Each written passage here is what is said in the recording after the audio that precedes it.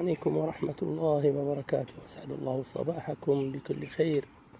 ومع فقرتنا الفجرية أو صباح كل يوم بعد صلاة الفجر مباشرة، أتمنى أن نروي لكم قصة نأخذ منها العبر والفائدة التي تقربنا إلى الله.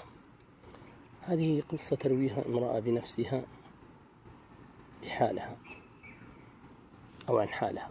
تقول: أصبت بأمراض عديدة وأصبحت قعيدة الفراش، تتوالى الأمراض وراء بعضها تبعا ولا تعرف لذلك سببا، فحتى أن أهلها اعتادوا على حالها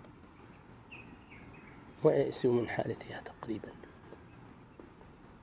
فتقول حتى أنهم صاروا يذهبون دون أن يأخذوني معهم لأنه أنا في الواقع لا أريد مقابلة أو رؤية الناس لحالي التي تصعب علي، يعني قد تصعب على الناس وأنا لا أريد الشفقة من أحد.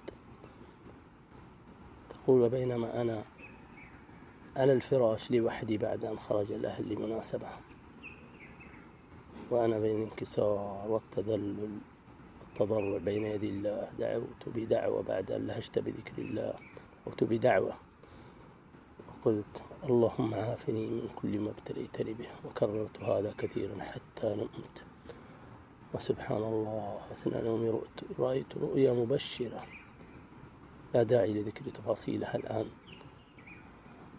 تقول: وحينما استيقظت وإذا بقدرة الله أقوم سليمة معافاة من كل ضر، أمشي وأتحرك.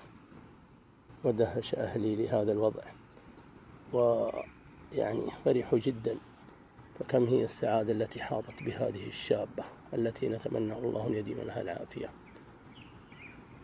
ومن هنا نستفيد أنه في حالة الشدائد وكذلك في حالة السراء والضراء نتضرع دائما بين يدي الله، ولا نفقد الأمل في ذهاب هذه المواجع والمشاكل التي تواجهنا في حياتنا.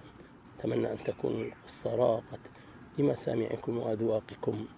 هذا، وصلى الله وسلم على سيدنا محمد، والسلام عليكم ورحمة الله وبركاته.